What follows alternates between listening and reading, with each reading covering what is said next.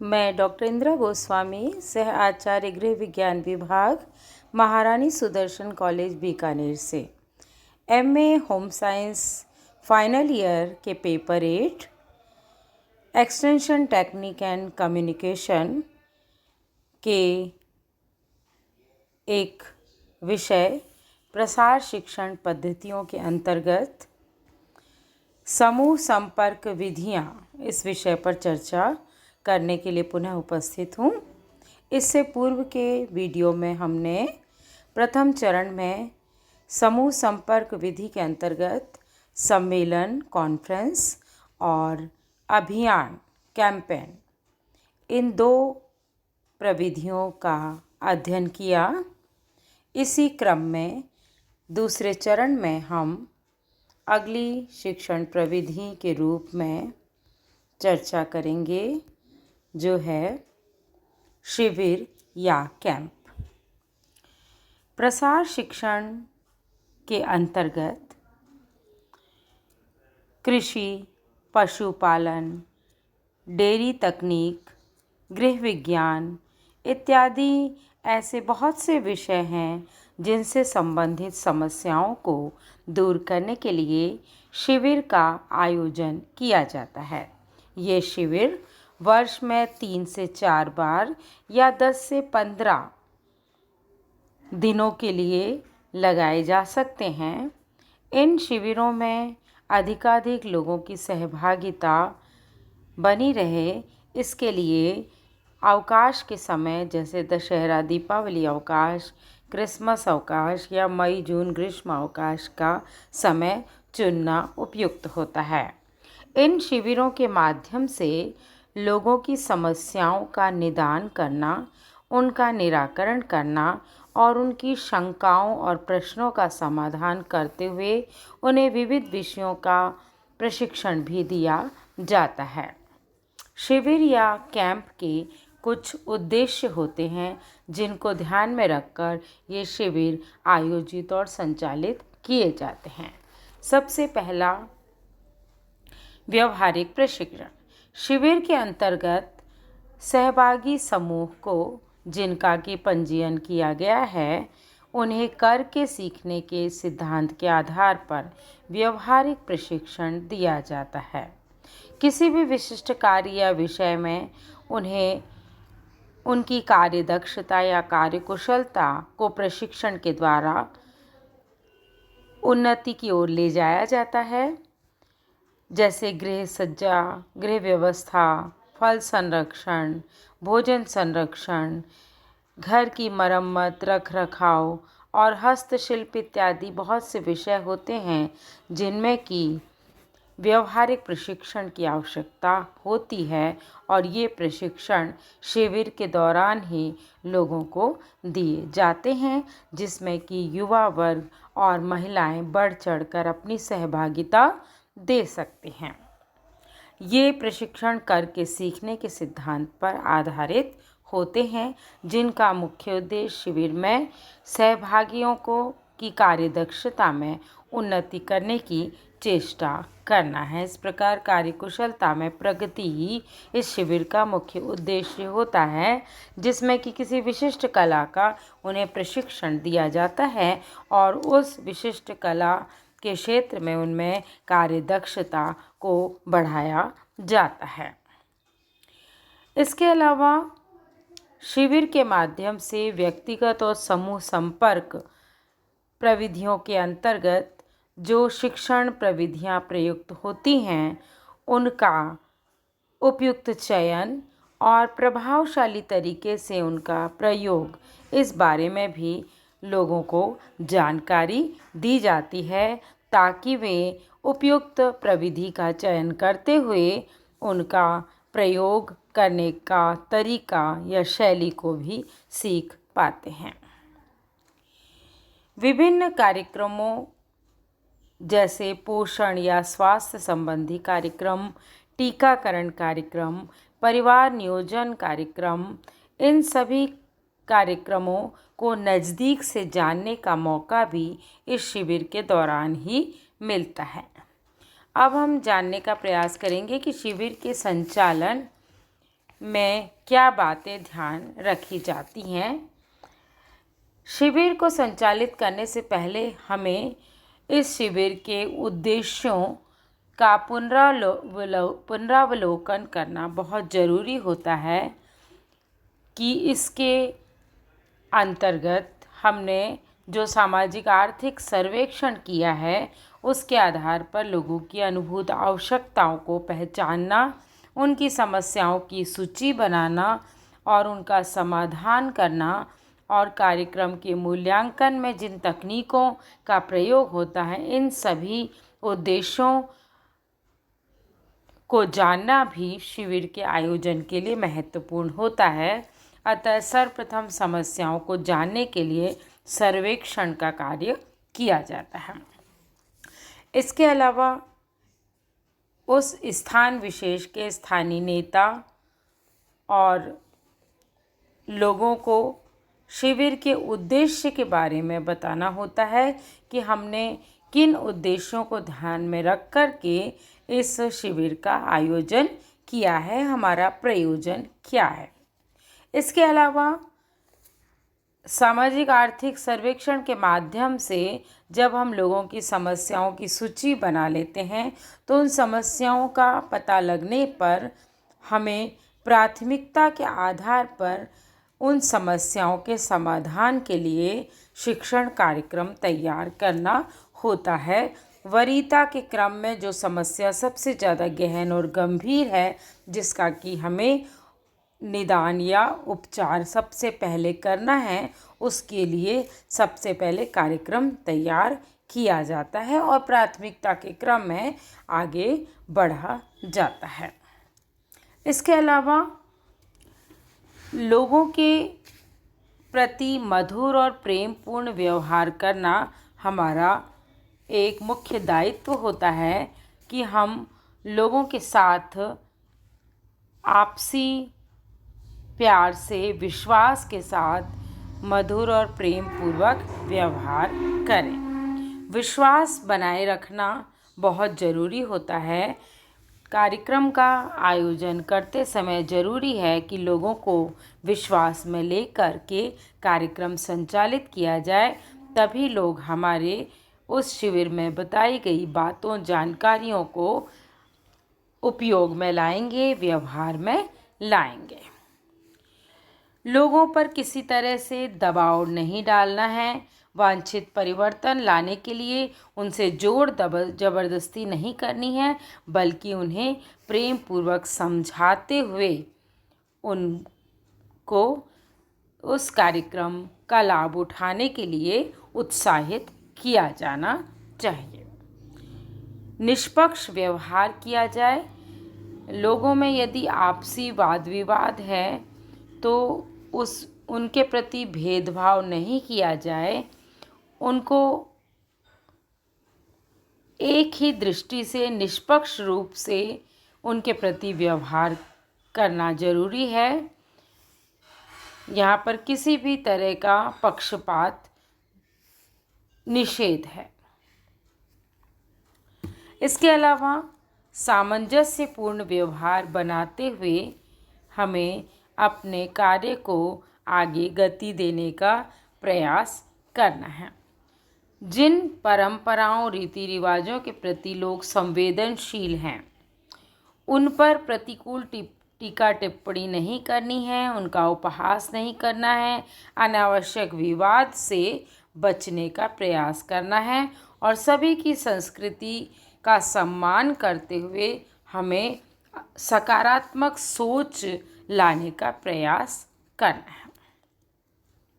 शिविर की समाप्ति पर लोगों का आभार प्रदर्शन जरूर अवश्य करना होगा। शिविर समाप्त होने के बाद जब लोग उस स्थान को छोड़ते हैं, उससे पहले उनके सहयोग के लिए, सम्मान के लिए हृदय से उनका धन्यवाद किया जाना चाहिए। इसके बाद हम देखेंगे शिविर के लाभ या एडवांटेजेस क्या हैं और क्या सीमाएं या लिमिटेशंस हैं। सबसे पहले लाभ या एडवांटेजेस। शिविर के माध्यम से लोगों को अनेक प्रकार के व्यवहारिक प्रशिक्षण दिए जा सकते हैं। उनकी समस्याओं, उनकी आवश्यकताओं, उनकी रुचियों, रीति रिवाजों, संस्कृतियों, परंपराओं, इन सभी को नज़दीक से देखने का, समझने का हमें मौका मिलता है। दूसरा, व्यक्तिगत संपर्क स्थापित कर हम उनकी रूढ़िवादी या मिथ्या धारणाओं को या नकारात्मक विचारों को, अंधविश्वासों को भी दूर करने में सफल होते हैं। शिविर के माध्यम से लोगों के व्यवहार में परिवर्तन लाना या उनकी सोच को सकारात्मक बनाने में सफलता मिलती है।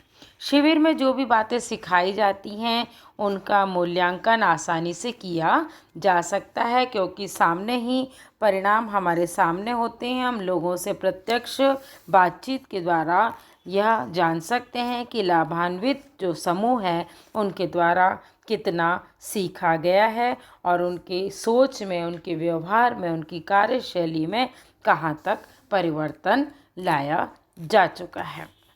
शिविर में जो भी बातें सिखाई जाती हैं उसके मूल्यांकन के आधार पे हम उसके सकारात्मक और नकारात्मक दोनों ही पक्ष को ध्यान में रखते हुए आगे की योजना बना सकते हैं। यदि शिविर के कार्य में हमें लक्ष्य प्राप्ति में सफलता मिली है तो ये हमारे लिए एक निर्देशन, मार्गदर्शन का कार्य करेगी और जो कमियां रह गई थीं उन्हें आगे हम दूर करने का प्रयास कर सकते हैं। इसके अलावा लोगों की समस्याओं के आधार पर नए कार्यक्रम को आयोजित करने में भी हमें एक मंच मिल जाता है। शिविर का परिणाम अच्छा होने पर उस कार्यक्रम को दोबारा दूसरी जगह उसी तरीके से प्रारंभ किया जा सकता है। उन्हीं शिक्षण सामग्रियों और प्रविधियों का प्रयोग हम कर सकते हैं। लोगों में जागृति लाने, रुचि उत्पन्न करने का एक बहुत अच्छा अवसर इस शिविर के माध्यम से हमें प्राप्त होता है। इसके अलावा इसकी कुछ सीमाएं भी हैं, लिमिटेशंस हैं, जैसे कि शिविर के आयोजन में समय, शक्ति और धन का अधिक व्यय होता है। शिविर का स्थान तय करने में लोगों के बीच विवाद उत्पन्न होने की संभावना भी हो सकती है। तो यहाँ पर हमें उनके समस्याओं के समाधान के साथ साथ उनके आपसी झगड़ों और वाद विवाद को भी हमें सुलझाना होता है। कई बार कटु शब्द भी सुनने पड़ सकते हैं, आलोचनात्मक टिप्पणी का भी सामना करना पड़ सकता है। शिविर संचालन में यदि उच्च अधिकारी सहयोग नहीं देते हैं तो शिविर का आयोजन करना भी असंभव हो जाता है। साथ ही इसमें कुछ धनराशि की भी आवश्यकता होती है, जिसके लिए भी हमें उनका सहयोग जो है वो ज़रूरी होता है। इसके अलावा लोगों के जीवन के अनुसार, जीवन शैली के अनुसार प्रसार कार्यकर्ता और प्रसार विद्यार्थियों को रहना पड़ता है, जो कि एक कठिन कार्य होता है। इसके बाद अगली शिक्षण पद्धति के रूप में हम देखेंगे क्षेत्र भ्रमण या फील्ड टूर। फील्ड टूर विद्यार्थियों के लिए आयोजित शैक्षणिक भ्रमण की भांति एक उपयोगी माध्यम होता है, जो कि तकनीकी जानकारी और प्रगतिशील उन्नत विधियों को अपनाने के लिए, लोगों को जागरूक करने के लिए, उनमें उत्साह और ललक पैदा करने के लिए और विभिन्न समस्याओं के समाधान के लिए, उनकी शंकाओं को दूर करने के लिए और व्यावहारिक रूप से प्रदर्शन के माध्यम से बहुत सारी जानकारियाँ देने के लिए विशेष महत्व रखता है। O.P. धामा ने कहा है कि tour is essentially a visit to demonstrations, plots, farms of progressive farmers, poultry, dairy, orchard, model house extract. क्षेत्र भ्रमण के कुछ उद्देश्य हैं, जैसे नई पद्धति के परिणाम को जानने में यह बहुत ही महत्वपूर्ण होती है। साथ ही नए नए उपकरणों, यंत्रों के कार्यों को देखने के लिए, नई तकनीकी जानकारियों को प्रदर्शन के माध्यम से लोगों तक पहुंचाने के लिए भी क्षेत्र भ्रमण बहुत ही महत्वपूर्ण होता है। क्षेत्र भ्रमण या क्षेत्र दिवस के लिए योजना तैयार किस तरह से की जाती है, इसके संबंध में कुछ बिंदु हैं। सबसे पहला, जब भी क्षेत्र दिवस भ्रमण के लिए हम योजना तैयार करते हैं तो सबसे पहले उस योजना की एक रूपरेखा हमें बना लेनी चाहिए, चॉकआउट कर लेनी चाहिए कि किन किन लोगों से संपर्क स्थापन करना है और उनसे व्यक्तिगत जानकारी भी हमें प्राप्त करनी होती है। उनका विश्वास प्राप्त करते हुए भ्रमण का उद्देश्य हमें स्पष्ट करना होता है। इसके अलावा लोगों को भ्रमण में ले जाने से पहले उनको समय पर सूचना देनी होती है, जिससे कि वे समय पर नियत तिथि और समय पर एकत्रित हो जाएं।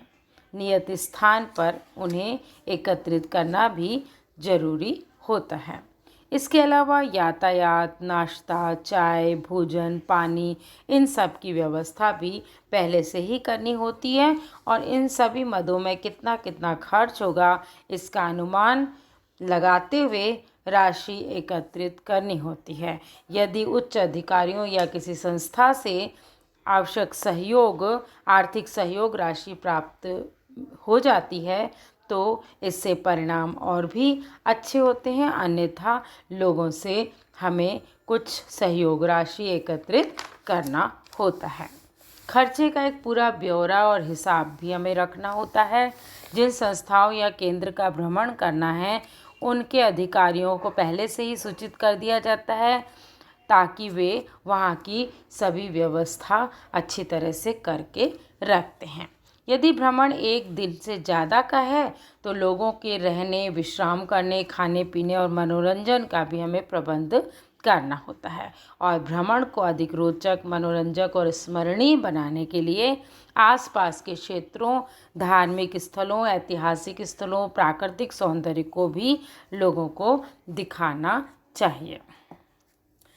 इसके बाद अगला पॉइंट है क्षेत्र भ्रमण का मूल्यांकन। किसी भी पद्धति या शिक्षण कार्यक्रम का मूल्यांकन करना बहुत ज़रूरी है ताकि हम लक्ष्य तक पहुँचे हैं या नहीं इसका हमें पता लग जाता है। मूल्यांकन के लिए सबसे पहले क्षेत्र भ्रमण के पश्चात लोगों से ये पूछना होता है कि भ्रमण उन्हें कैसा लगा, क्या देखा, क्या सीखा, उन्हें इस पर विश्वास हुआ या नहीं और वो कितना इसका लाभ उठा पाए हैं। उन्हें प्रश्न पूछने, अपनी जिज्ञासा शांत करने, शंका के समाधान का भी मौका देना बहुत ज़रूरी होता है। यदि लोग थके हुए हैं तो उन्हें कुछ समय विश्राम के लिए भी देने की आवश्यकता है। क्षेत्र भ्रमण के लाभ और सीमाएं इस प्रकार हैं। सबसे पहले लाभ या एडवांटेजेस। क्षेत्र भ्रमण में लोग स्वयं सहभागिता निभाते हैं, स्वयं अपनी आँखों से प्रगतिशील तकनीकों को देखते हैं तो उन्हें उस पर विश्वास होता है।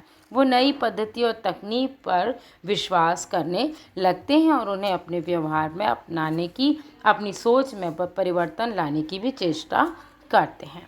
इसके अलावा लोगों की शंकाओं और प्रश्नों का समाधान भी आमने सामने ही हो जाता है। समूह चर्चा के द्वारा वे संतुष्ट हो जाते हैं और नई विधि को अपनाने के लिए भी प्रेरित होते हैं। घर से बाहर निकलने, घूमने फिरने और मनोरंजन का भी उनको अवसर मिलता है।